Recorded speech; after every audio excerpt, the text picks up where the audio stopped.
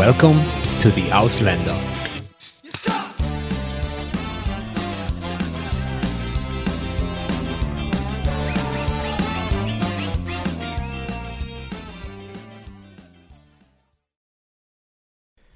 Welcome to this new season of the Ausländer. So we are starting with the first episode of the season 2. This season will be compounded of 12 episodes, one episode per month of the year, and it will have more or less the same format as the previous season. So it will be a new guest every episode. And today I'm really happy to start with a very special guest, which is Kathrin.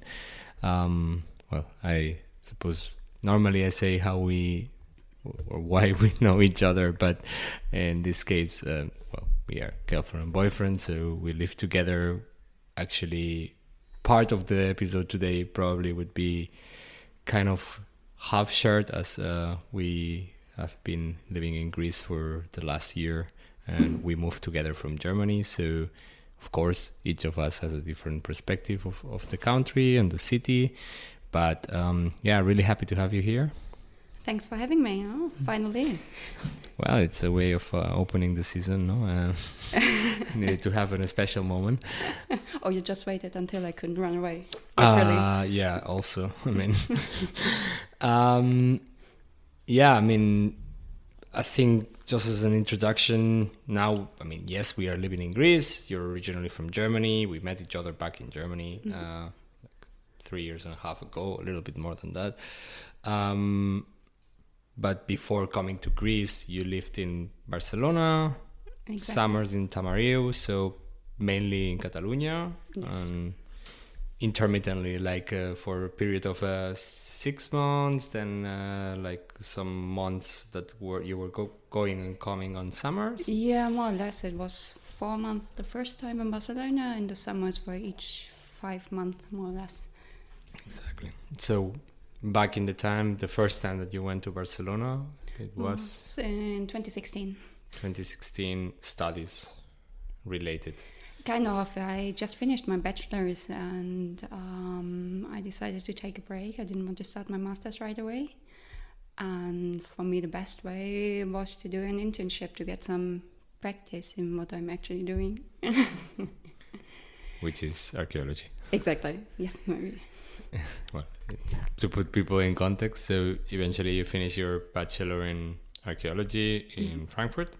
Exactly. Germany. And then you decided that in between continuing with the masters, which is something that is really typical in Germany to normally continue with masters. Like, it's not as common in other places, or it starts to become common, but a lot of people just do a career like myself, and then we try to find something to work directly. In Germany, it's a tradition to try to at least have a master, or kind of an obligation. Yes, in most cases you need to do a master. Mm-hmm. If not, there's no chance to find a job. And then you decided to go to Barcelona because? Quite randomly, I decided I wanted to practice my Spanish a bit more because I was studying in school.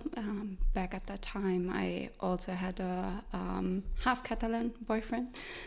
And so I applied in different museums all around Spain. I remember applying in Córdoba and Madrid and in Barcelona. And of all of these, the only one that actually answered was Barcelona.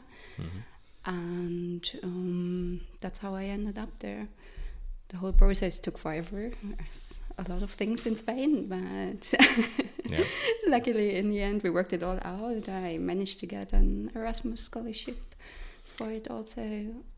So you managed to get an Erasmus scholarship outside of your studies already? Because no, I had to be inscribed still at that point. You need to get an Erasmus. So I simply inscribed myself into the following master just to go abroad right away. But eventually your career was already done. So you literally finished studying, inscribe yourself to be able to go away. Because the traditional idea of master normally comes with the 3rd, 4th year of university, during the career, at least in Spain, or the first year of the master or whatever, but you need to be proactively studying while you are abroad. No, I didn't study at all. I just inscribed myself, that's all. And with that, you had enough to just say, okay, I have the opportunity to work in the museum because Museum of Barcelona respond. I have the opportunity to be inscribed in the university and therefore grab an Erasmus support program.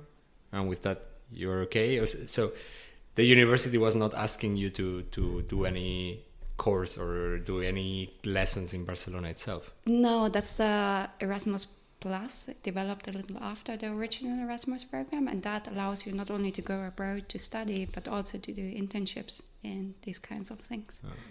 Okay, didn't know about that. No, it's not very well known. They were basically throwing that scholarship at me, and they were like, "Here, don't you want to do that?" No, but it's kind of interesting because eventually internships just after the career should be something that it brings you at least a kind of a little bit of expertise on your field, because majority of the people who go out of a career at the end, it is difficult because you go out with the knowledge of the university, but the real world, it's really different. Quite different, yes. So yeah, I didn't know that there was a really specific Erasmus program for internships out abroad. Like it sounds really interesting for the non-known that the people doesn't know about it. I'm not an expert on this, but it's not only for internships, it's also for people to want to go repeatedly abroad. Before that wasn't possible, but with this new program it was apparently. And better read that up. I'm not a reliable source for that. But at least it's there. So you went to Barcelona 2016. Good time to go to Barcelona with all the process of independence of Catalonia growing up. Just in that moment, you entered which museum? The Archaeological Museum. As a? I didn't really have a job description. There were two of us that started together, and we were just under the curator of the classical exhibition, doing whatever he wanted us to do, which was basically sorting out all the stuff that's lying around in the archives and putting numbers, digitalizing it, these kind of things. And you were there for 4 months. Exactly. And life in Barcelona was great. So, no, what I mean, it's just like you knew that you had like a period of time, like 4 months or whatever, because of the job description, because it was saying, okay, this is an internship for 4 months, or could you have stayed more time, or you decided? I could have. I just decided I wanted to do that for 4 months, because my original plan was to finish the bachelor's, and I finished in summer sometime, and I wanted to leave in October, which I also did until the end of January. Then I wanted to come back to have like a profile in between for a couple of months to earn some money in Germany, and then I was planning to spend the summer in Tamariu diving. Okay, let's clarify Tamariu, because we repeated this several name times, of this town couple of times. It's a coast town in Costa Brava, which is the north coast of Catalonia. If you go in the direction to the French border, it's around 1 hour from Barcelona driving by car. Really, really small, cute town with a nice beach and really clear waters. And so you basically enter there through the scuba diving base that it was in Tamariu, which was not related, or did you met these people while you were in Barcelona and then eventually you ended with them, or yes, how did it work? I was checking out, I was on a fair, I was talking with several people to find a spot for doing this dive master internship that I was doing, so working in a dive base and doing this program at the same time to become a dive master. And there's also on the website of my organization like a job search where I found them in Tamariu. And so I went there right in October when I arrived in Barcelona. I went up there to have a look at the place, and I immediately liked it. So it was quite easy, settled. So you settled it down while you were still in Barcelona for these 4 months. You knew that you will come back after some months for summer to do the dive master in there. Yeah, that's kind of cool. I mean, it was easy then because you don't need to really travel a long distance. You were already there. You just go check them out. If you manage to settle things down, you know that you are coming back in certain months. Then you just came back to Germany just to settle down things, to prepare yourself to go back to Spain and to Catalonia.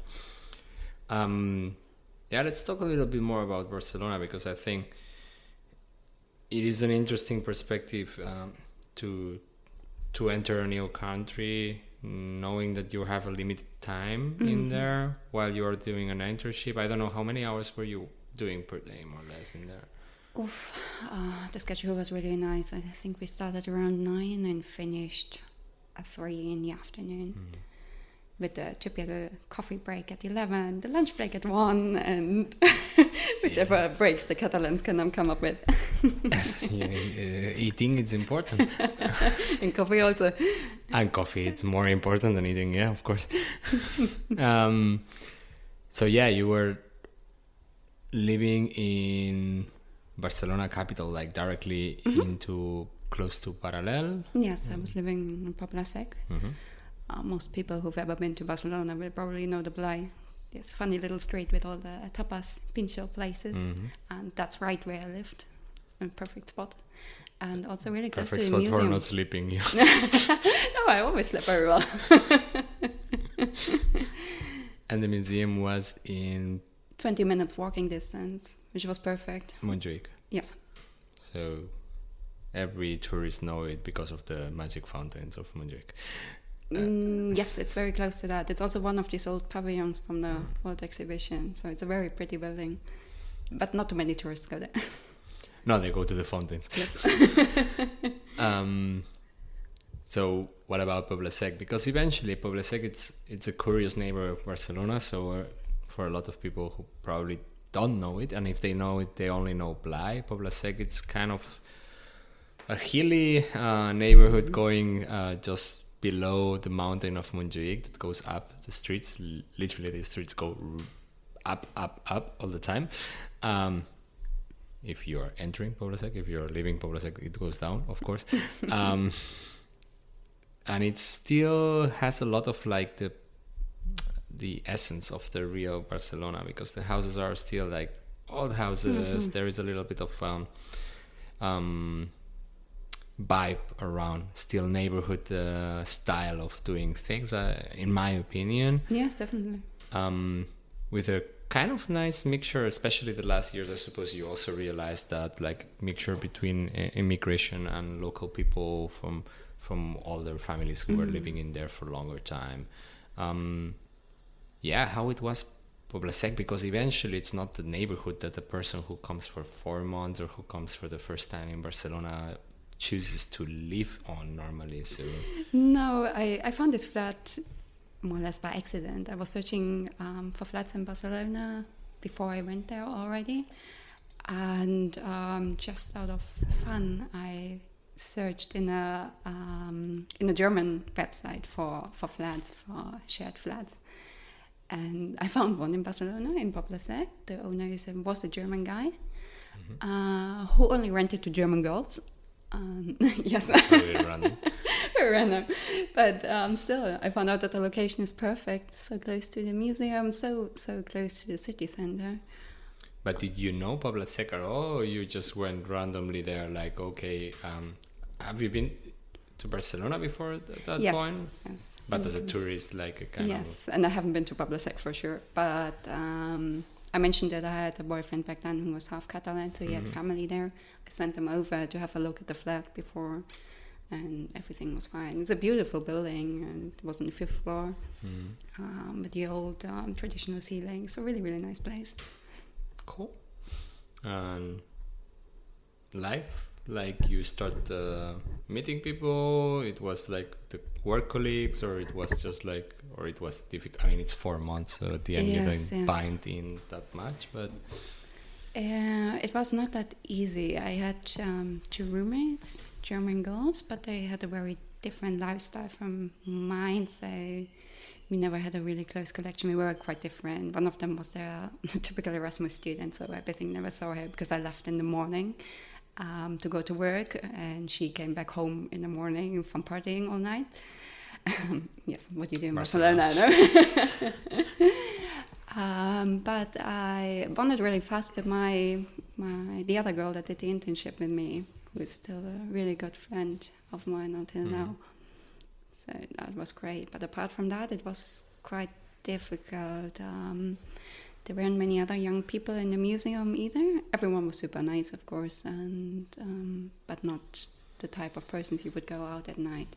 And the other thing is, really, almost every weekend someone came down from Germany visiting me. So I was always busy. So you had the thing of like, oh, we have someone in Barcelona for 4 months. Let's take the advantage of everyone coming down. No?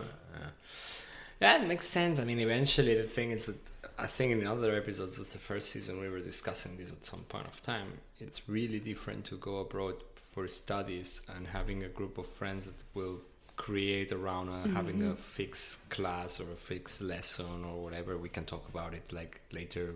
I mean, I am also one of these persons who has moved because of work or because of internships or because of whatever. I also understand that, for example, for your kind of job, it is a little bit more, even more difficult because you don't have an office that you have, I don't know, 20, 30 people with you working. Normally it's a kind of limited amount of people, between 3-4 people who are fixed around, if you have 4 people around. And that of course makes more difficult to enter into a life routine of socializing with other people. Did you feel that it was difficult though to enter, like if you would like to enter to the normal life of Barcelona back in that time, without considering the museum itself? It would have been something that you could have done easily, like to enter into some kind of groups or something, or? I think so. I never put too much effort into it, but I saw the people around me quite easily finding groups, though mostly foreigners. There aren't, especially this one girl I already mentioned in my flat, she always had a lot of people over, but never Catalans from what I remember. And also my friend there, all of her friends are not Catalans that she met there. Unfortunately.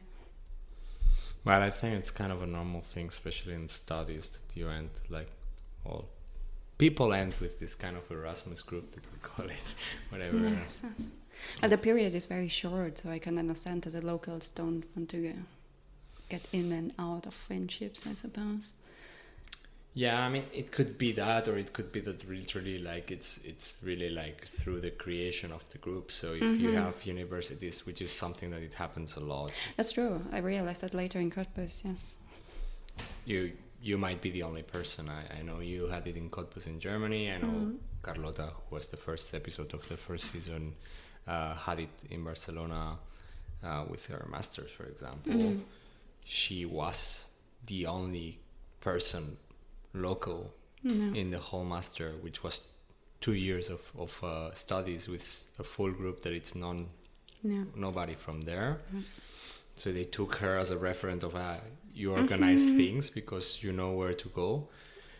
And some of them, of course, were happy to, or Carlota was more close to them, and then we were doing things together with other people. But if you don't have this only Catalan person, and normally it's only one person who is there, or your full group of classmates are all from other places, you tend to close yourself in that. I mean, there is of course other ways of meeting Catalan people, I know, but it's not as easy as if there is 3 Italians in my class that they know other Italians and whatever, and you end this kind of a group international thing that they are more or less in the same lifestyle or the same mood. Yeah, nice. I mean, do you have any story from Barcelona that you remember that you say, I mean, come on, you lived in Blai, you were just so close to Apollo, to Raval, to everything. It's really quiet. For the neighborhood I was living in, it was very calm and not much going on. My building was full of old people, mainly, that used to scream at my roommates who didn't speak Catalan or Spanish. Downstairs I had the Castellers practicing every weekend. So that's it, very local, nothing much going on for living so close. You had the Castellers. Yeah, they're practicing. Human castles Yes. From Pobla Sec. Yes. Well, they made a lot of fun, yes. That's an experience. If you are fully new to the Catalan culture and what they do below your house it's literally human castles of 6 floors high. Every week, I mean, at least it needs to be shocking if you don't know it. I mean, you said that you had a half Catalan boyfriend back in the time. Was he in Germany? Yes. Okay, so he didn't... Not Catalan enough, no. Not Catalan enough, okay. Okay, so at that point of time, you had to come back to Germany, or you decided to come back to Germany, knowing that you would come back to Tamariu, to the Costa Brava, and after 6-7 months, you said, like 2 months only. I think I was 2 or 3 months in Germany before I went back. Yeah, I started there in May, so what's that? 3 months. And 3 months in Germany was mainly like earning some money, because of course after 4 months in Barcelona with only, what was the Erasmus, 300 euros maybe, you're broke. But you were still enrolled in university. Of course, all the time. Even when you went to the diving master. Yes, I think so. So then you just fly back to Barcelona. Let's say you grab all your equipment, or to Girona, whatever you. Yeah, to Girona, I think, but. Doesn't really matter. Like you arrived into Tamariu, to this diving base, and you spent there 5 months, something like this. Yeah. So the whole summer season. Yes. Doing your diving master program, which is, for the people who doesn't know what a diving master is at all. A dive master is like a guide underwater. Takes people around, showing them nice little fishes.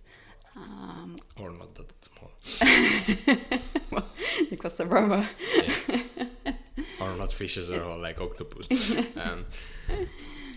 Yes, you do a whole training process that has mainly to do also with rescuing people, and not about the physics of diving and how to deal with different situations with different people.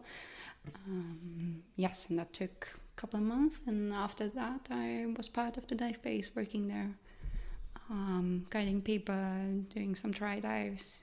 So you spent 2 months only doing dive master without working? No, also a bit of guiding at the same time, that in theory anyone at a certain point can do. Okay, nice. Yes. The dive was absolutely different from Barcelona itself, like. Oh God, yes. It's a teeny tiny village with, how many people do live there? 200 maybe, maximum. Fix? Yeah. Oh, I don't know. Maybe a little bit more, probably, with the houses surrounding Tamariu, but not a lot of people. That's definitely.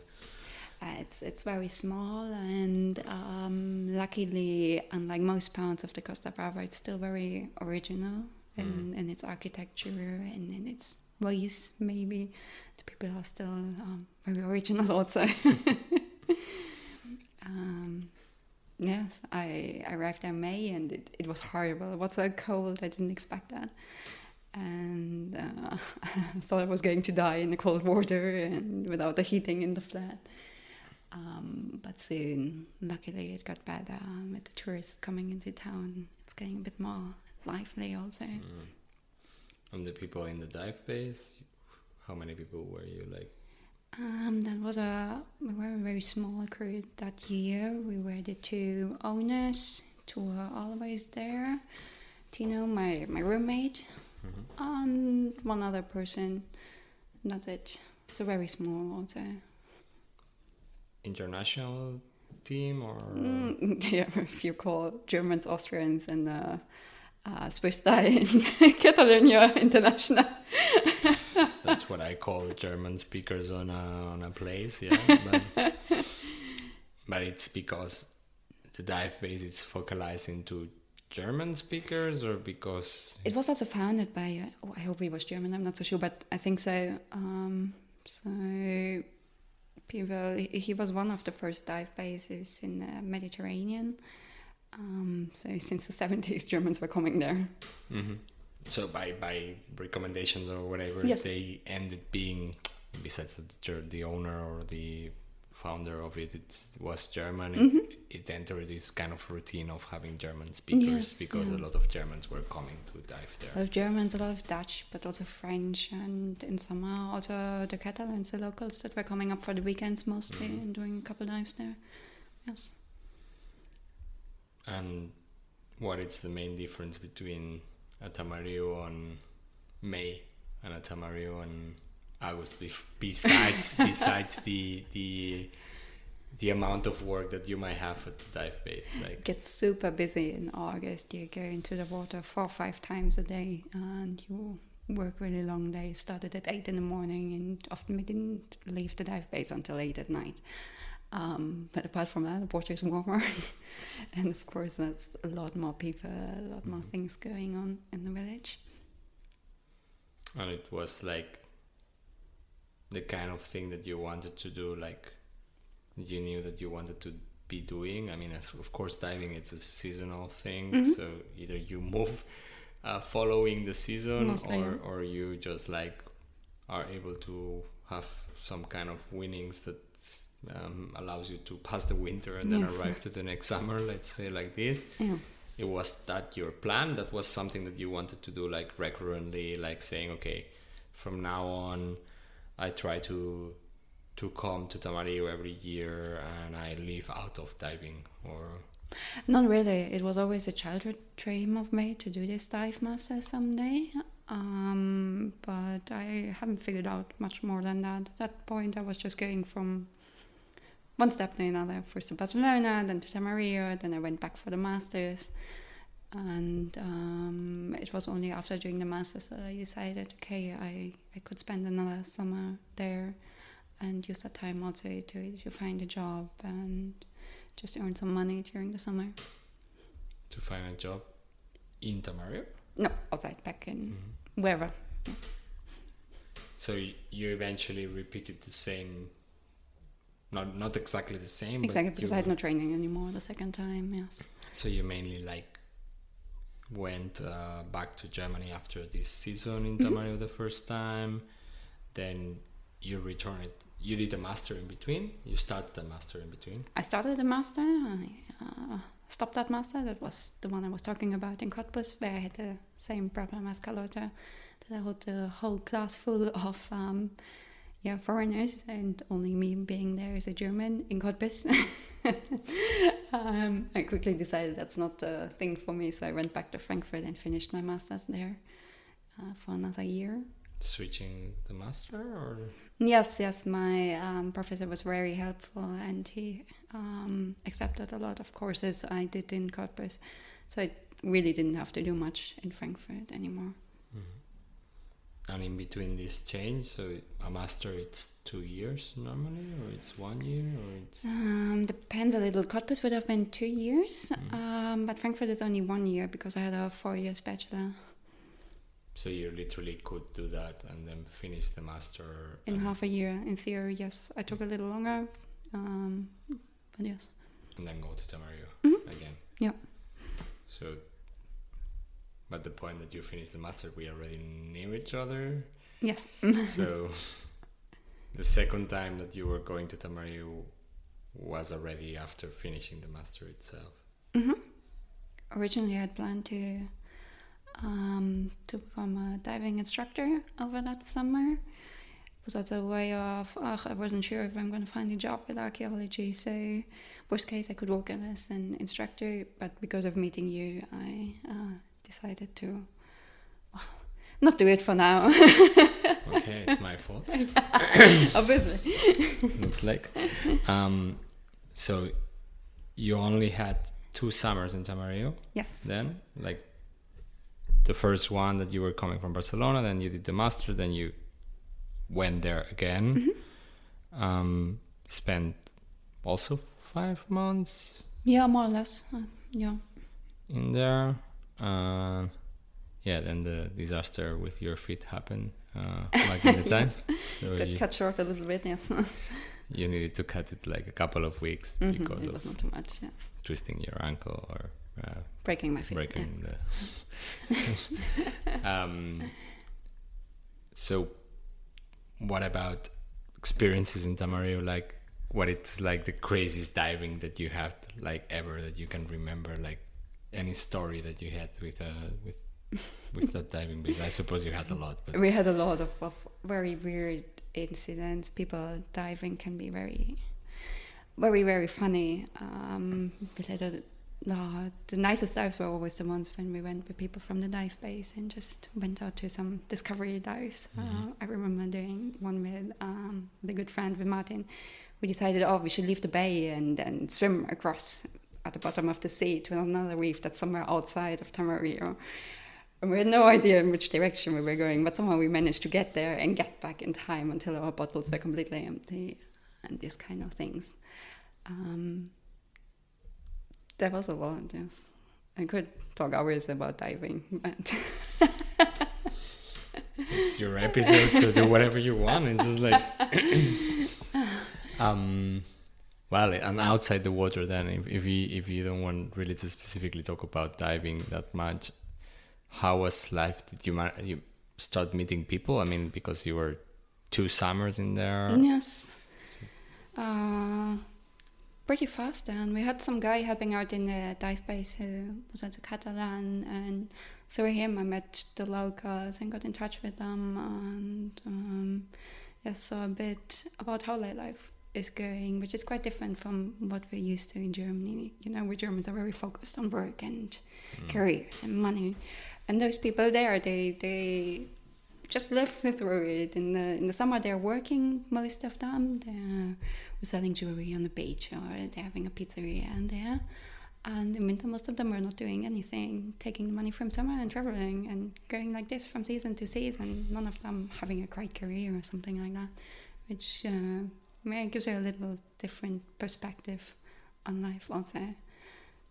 Which is, I suppose, also different from what you would have met in Barcelona, actually. Like, yes. It's also Tamariu, I can imagine, and it's just like the lifestyle that comes with a seasonal town at that point. Yes. So you met people the first year that you then met in the second year, and you were going out with them, and... Yeah, sometimes. I mean, you've seen that. We've been there a couple of weeks ago. Half of the village still knows me, which is an amazing thing. You come in there and everyone recognizes you and knows you and comes over. From 2 summers, yeah, that's good. Yeah. And after 3 years now with the pandemic in between, I haven't been back for a long time. And that's very nice. That's always the nicest thing when people come back and remember you. Also when diving, I had the second time I was there, sometimes people randomly came to me and was like, I remember you. I was like, oh dear. You showed me my first seahorse. I was like, great, I'm glad. Good. Sentence at the start, you show me with the first, it can go really bad. So seahorse, it's a good end of the sentence. Yeah, it's really nice. I mean, eventually when you created an impact, of course, in this kind of towns, it's small. So I suppose everyone who works there, and it's not a random person who just comes and goes every week or weekend, and just like you're there constantly. I don't know, the guys who works in the bar close to the dive base, they see you every day there. Or if there is a nice pizzeria, as you were saying, and you go there regularly, they end asking, what are you doing and how do you things and why are you in Tamariu or this kind of stuff? Like yes and no, because my friend told me afterwards that before I came there, that was not really happening. Sorry, I have a little cat problem here. We have a cat like always. This doesn't change from season to season. No. Walking on top of the cables. He told me that this never happened, that the people from the village so proactively came to the dive base and were talking with us and this connection. So you have to put some effort into it, if not. Yeah, but you had it a little bit easier also because you had some Catalan knowledge. You speak Spanish while your colleagues in the dive base, some of them does speak Spanish. Most of them did, yes. Yeah. Yes. But I suppose also the Catalan brought you to a deeper connection with at least some people in the town, or I think it helped knowing someone from the village. I found that for most Catalans like this, they're not that easy to let you in, maybe a little bit similar to the Germans in that sense. But as soon as you meet someone and he introduces you to his friends, it becomes super easy, and then they're like family and you're in, and that's it. But getting to that point is not that easy. Yeah, it's a hardcover until you enter. Yes. Everything is soft, no? I think it was in Stefan's episode that he was telling about this metaphor of the coconut. Like, yeah. True. I agree. I mean, eventually, even being Catalan myself, like, I think that there is parts of Spain, or there is other cultures in Spain and other countries that are a little bit more open than Catalan culture itself. Introducing, once you enter a circle, that circle will be there for nearly absolutely everything. Yes. But it's difficult to enter these circles. Which leads me to the question of, were you missing the lifestyle of Germany at any point? Like, I mean, I'm not asking if you were missing your family, your friends, because everyone misses their family, their friends. But you being German, going to a rather super small town in La Costa Brava, where the lifestyle is absolutely probably different than a city like Frankfurt or like your hometown. Were you missing any of that? Like, not for a second. I was really happy there. I never expected that because I come from a very small village and I never really liked it. I always thought of myself more like a city person. But there I felt so peaceful. I really enjoyed lying outside in the hammock at nights with the quiet around, and you could also hear the birds, and waking up in the morning early and walking the couple of meters to the sea, to the dive base. And then going out on my days off, day offs, whatever. What's the plural? Days off. We used to grab a car and go out and walking around the beautiful Costa Brava. So I really, really enjoyed that, being in the nature so much and close to the sea. Even in the low months, like, it would be a town that you would live in? No, definitely not. Winters there are pretty hard when it's getting cold and it's so quiet, and not having a supermarket open outside of the season. And you have 120 kilometers per hour wind, yeah? Yes, it's no fun. No, but the summers are really nice. Mm-hmm. Nice. So eventually, you just said you stayed there, it happened at breaking your feet, so you need to come back, but you were also planning to come back at some point. Like, yes. I knew that you had a job in Germany, so at that point I decided, well, then go back to Germany. And if it wasn't because of being with me and me having a job in Germany, you would have stayed in Spain? No, I don't think so, but I don't really know what I like to imagine that I went somewhere to a nice island to spend the winter there and working there in a dive base also, but who knows what I would have done. And well, the pretty one fast. Blocking people from going to an island. Half a year COVID hit, so it wouldn't have mattered anyway. You would be trapped in an island for 2 Yes. years and a half. Yeah. Nice. Or kicked out, like my friend who was in the Maldives at that point, and they put them in a flight back home. That's it. They literally send them back. Send them back. Yes. When COVID started. Mm-hmm. Yeah, it has been 2 years, 2 interesting years. Yes. So you went back to Germany, you start working. I mean, I know this part, it's just like whatever, I'm in an advantage position from now on. From this point of the story, I'm in an advantage position, let's say like this. You worked? I worked in a travel agency for, let's say, special trips. So I organized trips to countries like Pakistan, Central Asia, Saudi Arabia, and those parts of the world where most people probably would never go, which I quite liked, I'll say. But then COVID hit, as we just said, and the whole travel industry went to hell right away. Countries were closing down, and in Germany we had this thing called Kurzarbeit, when they send you home most of the week, but at least the state was refunding part of the money you lost due to that. So I was only working 20% at the end, and after it became clear that this is not going to change anytime soon, I decided to go for a PhD instead. Just quit the job, started a PhD, looked for a different job to finance myself somehow. And that's when I found this job offer here in Athens. Which was not the only possibility. So eventually, like you entered the PhD also in archaeology, so same field, Yes.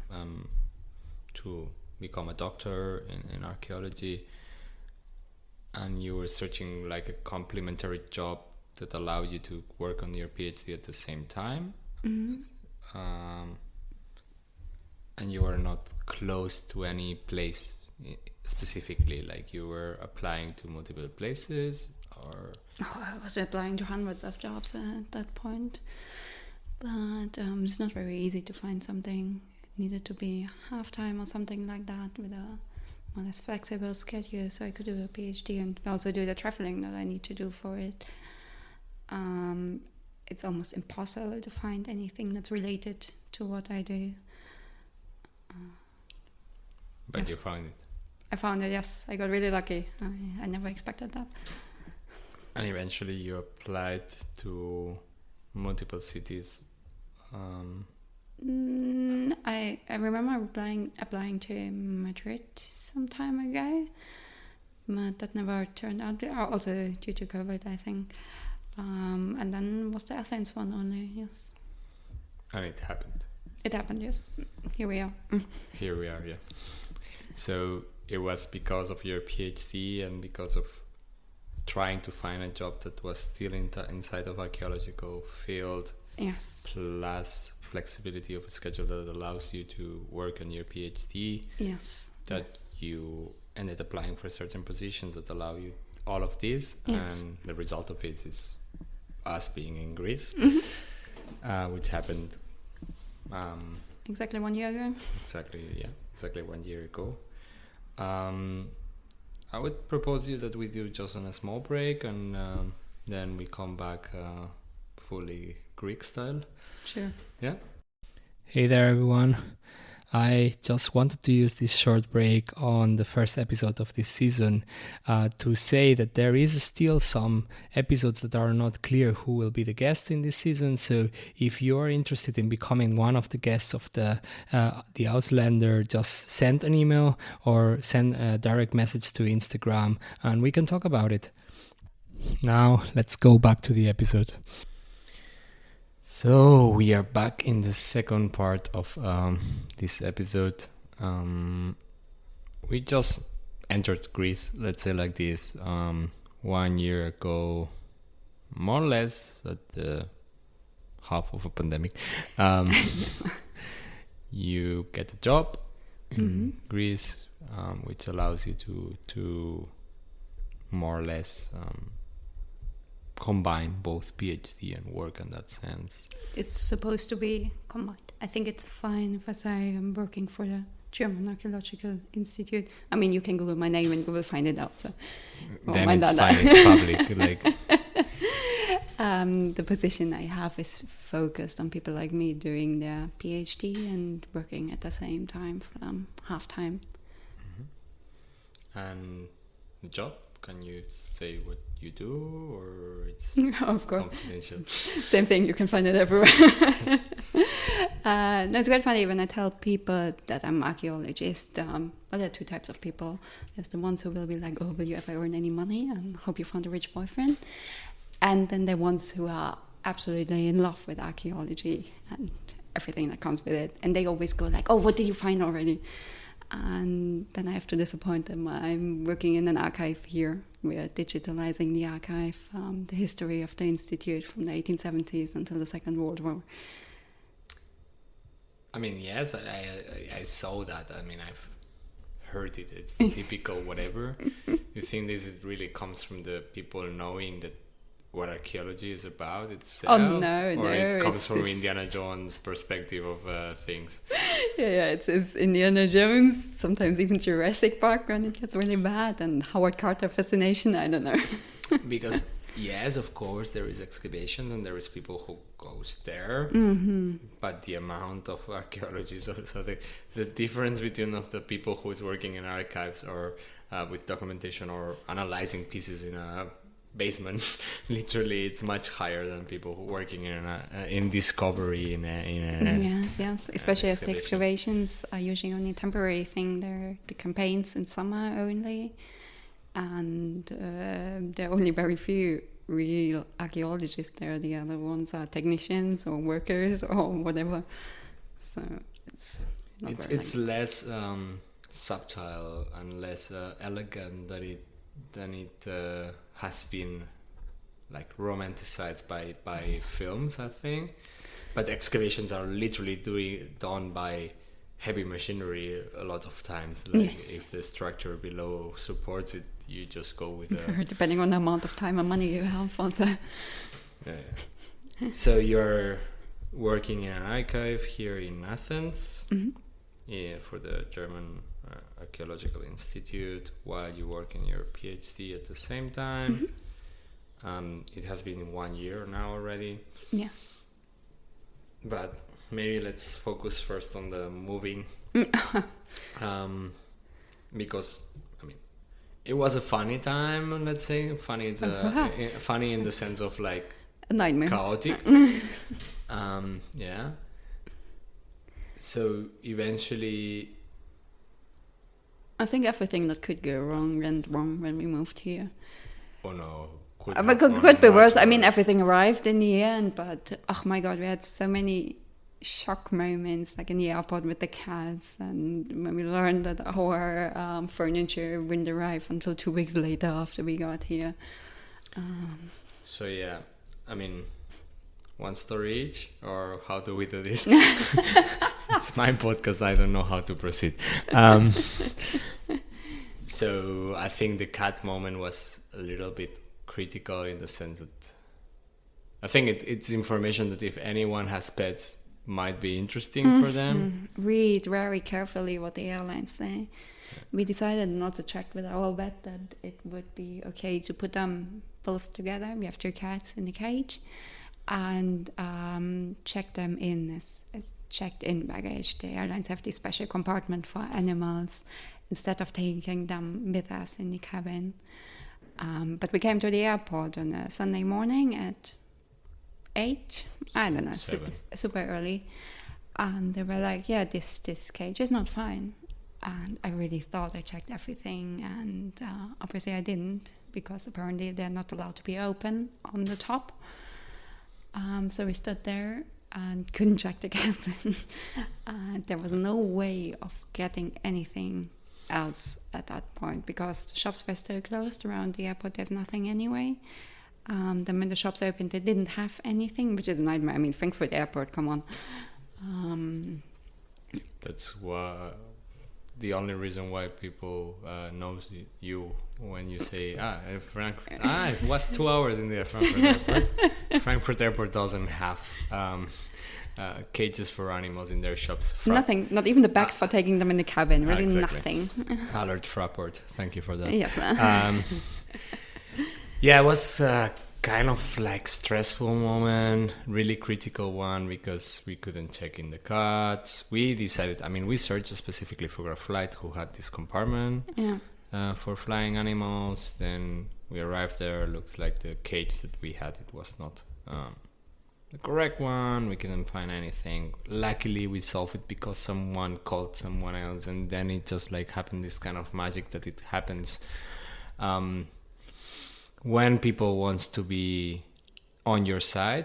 The first hour and a half, 2 hours, definitely the person who was in the counter of the animals was not in our side, and then it switched, and the person who was there switched the whole mood and solved the whole problem. Yes.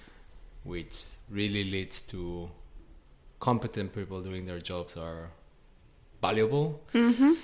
And thanks to that man, if he ever listens to this.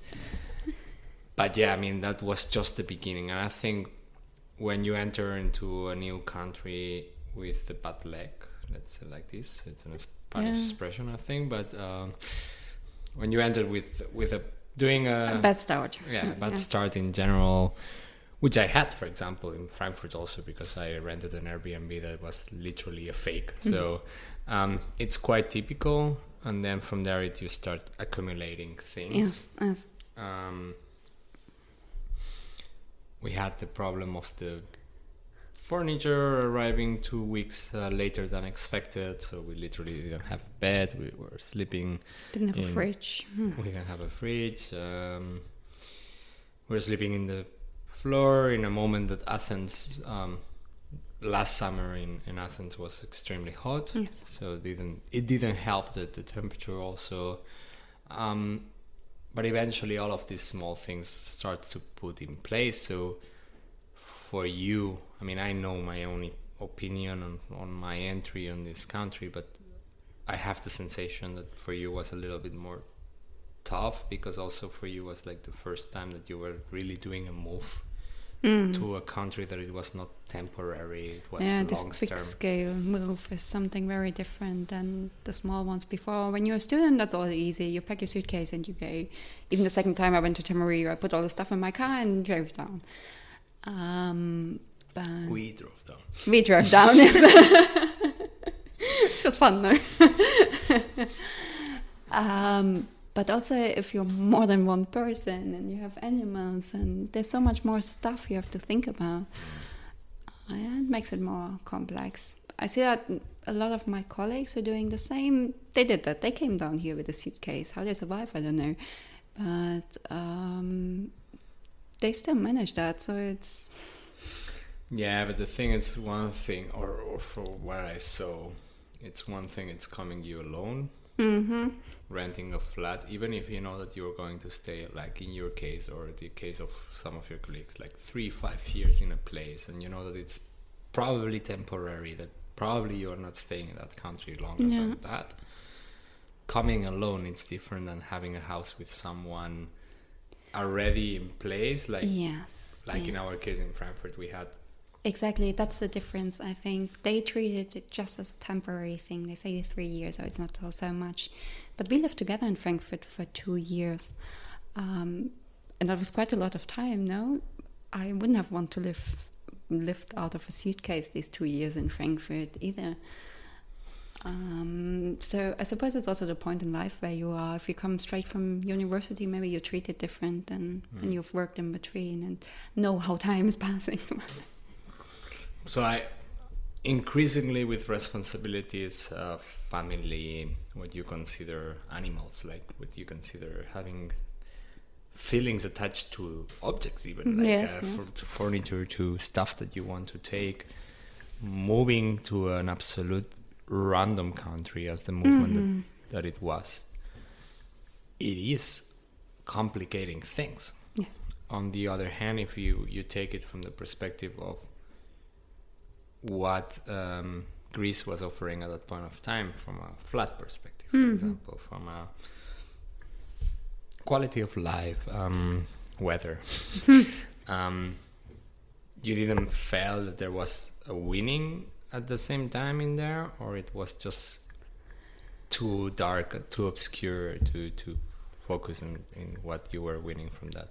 I was very critical of Athens already back then because I came here before in 2015, so quite some time ago.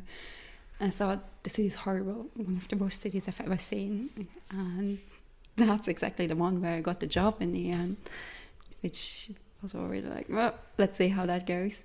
I mean, we were lucky. We found a lovely flat in the perfect neighborhood for us. So it slowly got better then. The rest of summer was still good, but last year the winter came really fast. I remember it was getting cold already in October, and the winter was hard. My God, I was suffering quite a lot. I mean, we still had the sunshine, which we usually don't have in Germany, but it was so cold. I was never freezing that much. It was the heatings in the buildings, obviously a nightmare. And nights are extremely cold, and during the days it's getting hot. You never know what to wear. Yeah, you need to get used to these kind of things. I think I'm a little bit more used to it because Barcelona is similar to that in that sense, especially in the isolation of the buildings. Like the whole heating system works half. Isolation of the windows are horrible, both in Barcelona and here. And to be honest, that last winter actually, I mean, talking with Greek people, it was one of the coldest ones that they even remember. So climate change, welcome. I don't know, like eventually it was again with this summer that things started to go a little bit more nice, or it still feels like, because you said that you knew Athens from before, you were critical with Athens from before, and this is something that generically it's not there. So with a lot of people that you talk and you say, hey, I live in Athens, they all say, oh, Athens is amazing, Greece is amazing. So pretty. And there is two realities. Yes, I suppose if you're as a tourist staying in the center, in the old town in Plaka, and never really leaving that, of course it's beautiful. It's lovely old buildings and tavernas and nice flowers everywhere. But I had the benefit that back then when we came here, we stayed in Metaxorio, which is until now one of the worst neighborhoods in the inner city.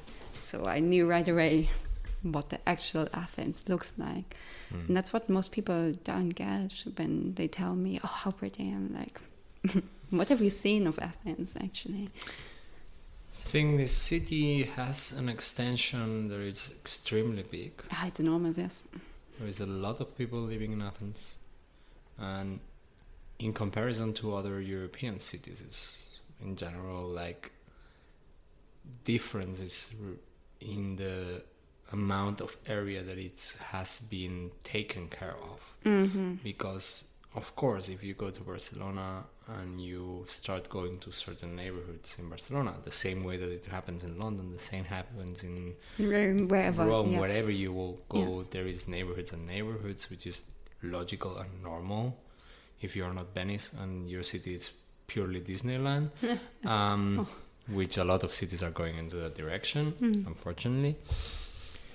The balance between what it's touristic or what it's really well taken care and the real working class or real not that curated city that it's not shown, it's more or less balanced in the majority of these cities, or not that hardcore as here. Like here, there is literally 2 neighborhoods or 3 neighborhoods that are more or less taking care, more or less to show to the tourists, and then there is, I don't know, 40 neighborhoods / municipalities that are considered Athens, that are left to the hand of God, like whatever. It's just grey. That's all. It's just grey. It's brutal in the sense of construction.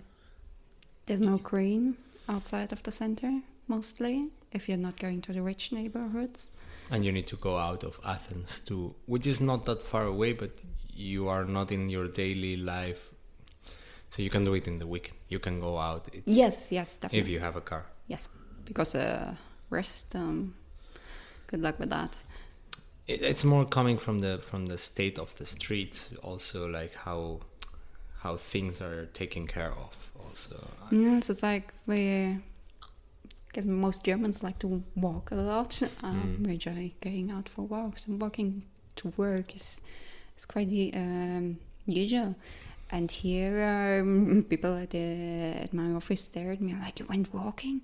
It's only half an hour. It's not that far, but the state of the streets is so horrible. The traffic is a nightmare. I mean, I already got hit by a car crossing a green light, and it can be quite dangerous, which is so sad. Yeah, I mean, I think it has this factor of chaotic city into it also. I agree there is more chaotic cities here than in other parts of, even inside of Europe, there is more chaotic cities than Athens, but it's the perfect level of... I think it's this whole combination that makes Athens so bad in that sense. Because, I mean, of course, the cities like Paris, London and Rome, they have tons of traffic and it's not going well, but most of them have a very good working public transport system, which Athens doesn't have. There's 3 metro lines that sometimes work, sometimes they don't. Most of the nights they don't work at all. And the buses, if you rely on them, which I do if I want to go to work, that's just horrible. Every time I'm going out of a bus, I'm super aggressive and just want to punch people. Well, that's the city itself. It is... Do you have a different perspective of lifestyle here, of people, of whatever? Because one thing is how the city is, that we can compare it with outside of Athens, but we don't live outside of Athens. It's still idyllic when you go to any other place, to an island of Greece, because it's still your free time and it's your holidays more or less. So of course idealize it a little bit. But inside of Athens, at least from my perspective, what it brings, the brightness and what it brings, the nice thing, it's at least for me, the lifestyle. I'm not sure about it depends what you mean on the lifestyle. What I do love is all the restaurants and bars that are so pretty, so taken care of here, unlike the public spaces. So this is really nice, especially here in the neighborhood. We have so many of them, and it's great discovering a new bar every other day. But apart from that, the lifestyle with the Greeks, sometimes I have my issues. It's not what I expected. I thought they would be more Mediterranean, like the Spanish, like the Italians, maybe. But they are in some things, but in others they feel more Oriental, maybe, which is no surprise, thinking how long Greece has been under Ottoman rule. But that makes life sometimes a bit more difficult. So you were imagining more like a kind of... In which sense you were imagining more like the Italian or the Spanish kind of, like in welcoming, or in like... Yeah, welcoming they are. The hospitality is amazing. Everyone is very open and very happy to meet you. Usually the level of English is great also. You can, even with old people, you usually have no problem speaking with them. But also same what we were saying about the Catalans before, it's quite difficult to enter afterwards. They are super welcoming, but then that's it. There is getting friendship is really, really difficult, and I think you had it easier thanks to your football team. Maybe also guys are easier in that sense, I don't know. My football team for sure is easier, I guess, but we also noticed, for example, that no one would invite us home, which would be, as a German, is a normal thing to do. You go to places, have a barbecue on a Sunday and sit together, especially with the amazing weather here. This doesn't happen at all. It's always going outside to bars and restaurants, which is a very Mediterranean thing also.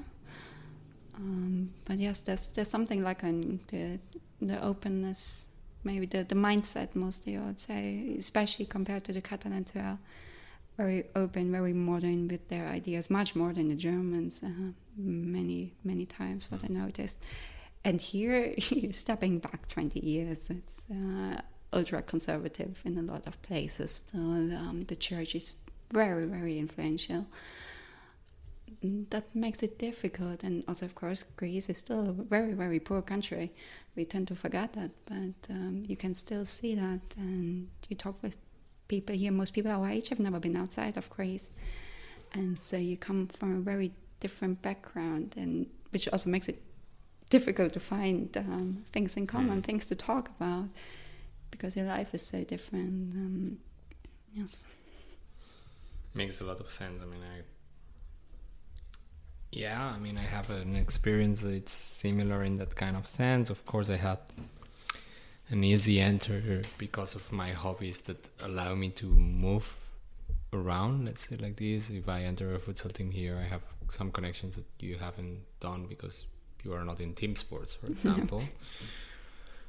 This doesn't mean that eventually these people outside of the team itself, or when we finish our trainings or our matches, we go for lunch or for dinner or whatever, that's okay, like you have this kind of bound connection, but this doesn't mean that these people will invite me to their inner circle either. No.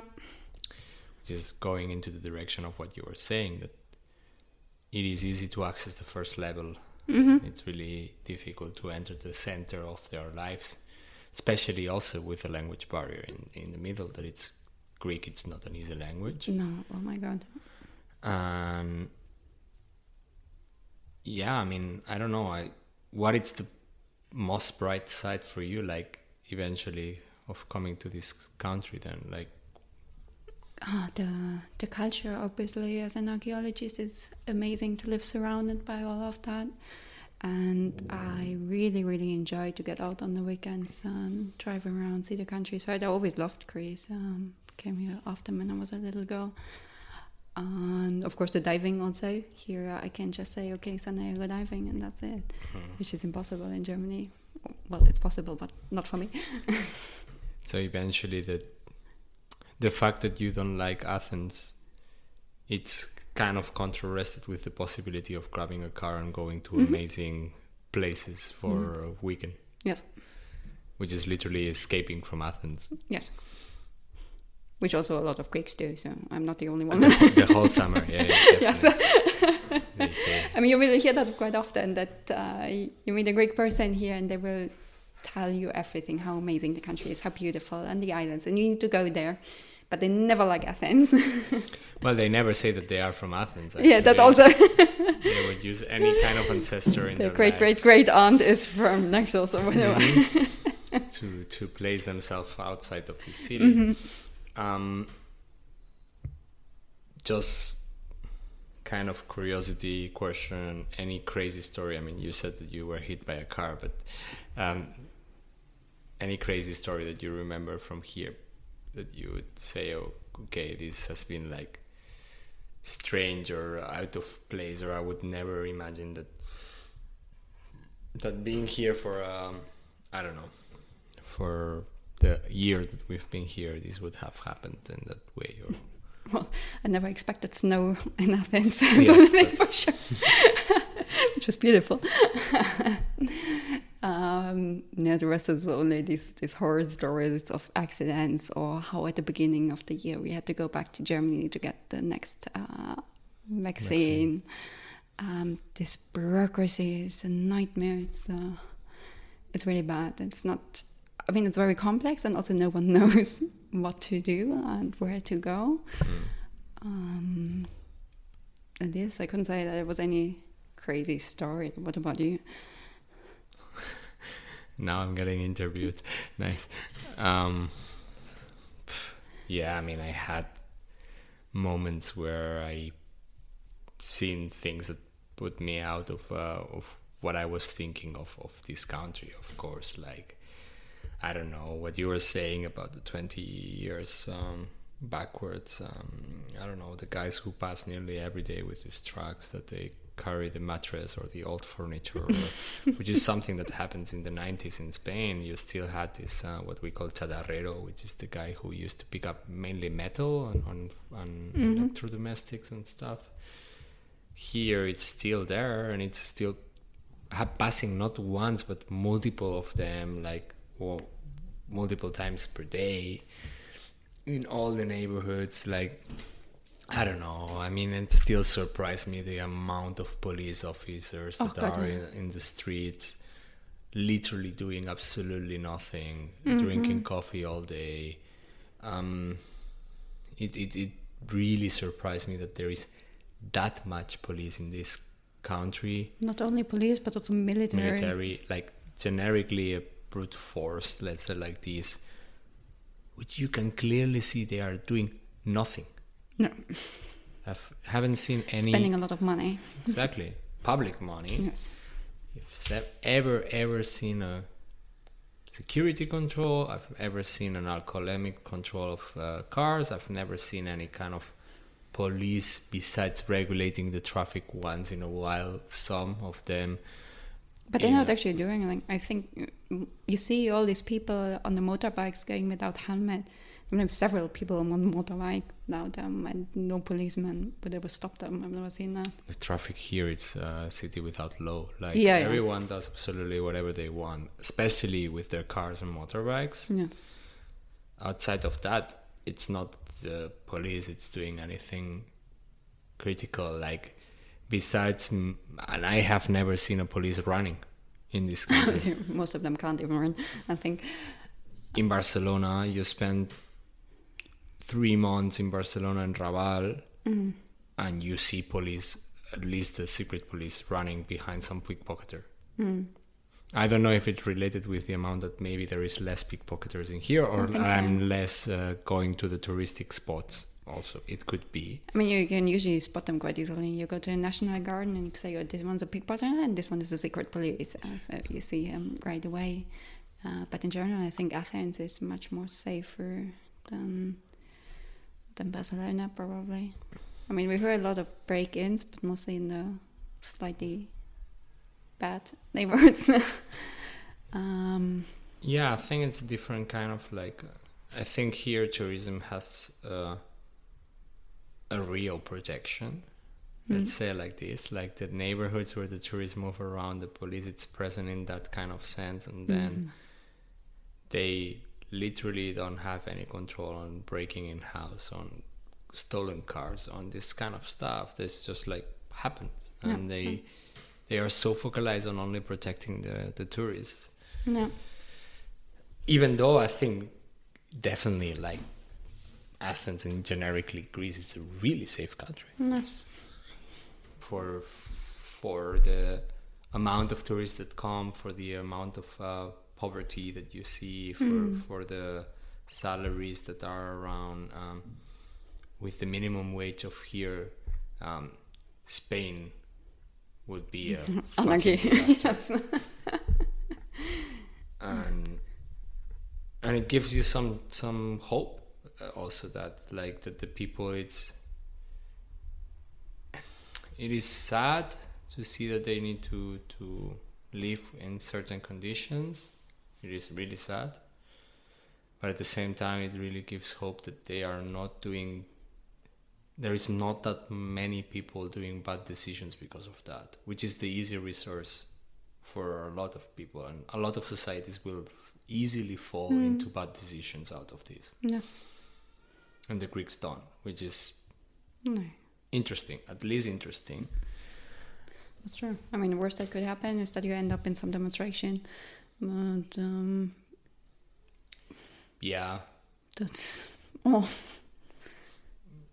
Yeah, and it's part of their society also, like the raising up in the same way that it's part of the Catalan culture or the French culture to definitely yes. to raise up against every injustice that you believe from one side to the other.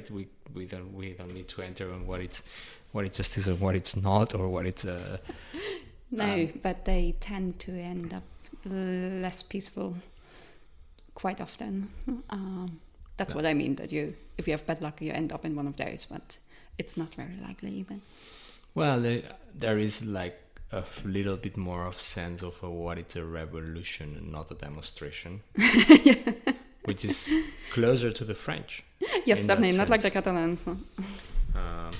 And yeah, I mean, it happens more often. It's more like integrated in the society, and you know that there is if there is a demonstration to avoid certain areas. Sargia, for example, you understand what it's going to happen, and everyone understands it. And if you're partially of that demonstration, you enter that area accepting the risks of entering that area. You know that the police will charge. You know that there will be probably cocktail Molotov, that there will be whatever. Tear gas. Yes. Tear gas, whatever.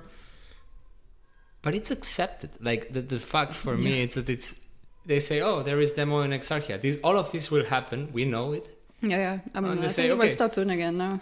Demonstration season is starting again now in autumn. Well, and if there is elections, that will be funny also. Yes, that's very interesting to see. Yeah, I don't know. Like eventually, there is a cultural difference between what it's considered inside of Europe, the Southern Mediterranean countries. In between them, of course, there is a difference between Spanish and Italians and Greeks. But I agree that the difference between Italians and Spanish or Portuguese, even French, it's much smaller than with the Greeks. Yes. Culturally wise. I would say that we do the last two questions of this episode. You know them, you listen to the podcast. It's lovely. Maybe it's the only podcast that you listen. It is, in fact. So the first one, it's clearly the recommendation that you will give. It can be from any of the places that you've been, generic one, whatever you want. I mean, we already talked about some stuff and preparing, moving, and a lot has been said already in your podcast. So I'm passing on some recommendation that I was given some years ago when I came back for my first time in Spain.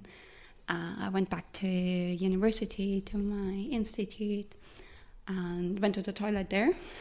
And when I was coming out, our secretary was coming in. She's a 40, 50-year-old lady, maybe, something like this. It's always a super awkward situation. Now you're going out and someone is going in. Well, to make it even more awkward, she started a conversation there in the middle of the toilet, telling me how nice that I'm back and how was Spain and everything. And then she was like, so did you also meet someone there? And was like, well, yes, there was someone. And she answered, oh, good. You know what we always used to say? The best way to learn a language is in bed. So have fun trying that one out. It's in what? In bed. Ah. Oh, gosh. All right. You've done it. At least with Catalan. Nice. The last question, you also know it. Do you have any personal or friends of a friend's project that you want to use the platform to recommend? Sure. I thought about recommending to listeners two good friends of mine who are amazing photographers, who are connected to the countries I've been to, basically. The first one is Tino. He's the Swiss guy I mentioned before. We were living together in Tamariu. He's a diving instructor, currently in Switzerland, but going back to Curacao in some time. And he does wonderful pictures. And the great thing is that I saw him evolve. I saw how he started with a small camera. Now he has this huge thing and doing this great thing. So have a look at his Instagram. And the other one is Zain. He's I met him in Cottbus. Though funnily, after I quit studying there, he's from Cairo, and I really, really love Cairo as a city, which is funny because it's as chaotic as Athens, mainly. But his pictures are also just so beautiful, and he's a great person, so also have a look there. Yeah, check, definitely. I mean, from Tino I don't know, but from Zain, check the Instagram. From Tino also, of course, but Zain, you will hear about him soon enough. Hopefully, yes. In another episode, probably. So he will be able to promote himself also, but let's we'll put the links below, as always I do. Check the two profiles, give some love to people. It's about caring about the work, especially artists who had kind of a rough time these last years. Thank you so much for accepting to join from the side of being interviewed and not only the passive listener that you do when I record other people. Well, thank you for having me. we see each other every day, so... Well, we will finish this bottle of everywhere now. Actually, we didn't introduce No. the drink, but maybe as a closure of the episode, if you want to say, because it's a not that typical drink, so maybe you can talk about it a little bit. No, well, people like to ask me about beer, being German, but my region is quite famous for the apple wine, which is a kind of cider, wine made out of apples we're doing. And I brought one bottle back from Germany, and I was protecting it like a treasure until now. It was a perfect opportunity. Yeah, we have been drinking Apfelwein, that it's not cider, but it looks like cider. And it tastes like harder than cider, actually. So, yeah, thank you again. Thank you. It was a pleasure.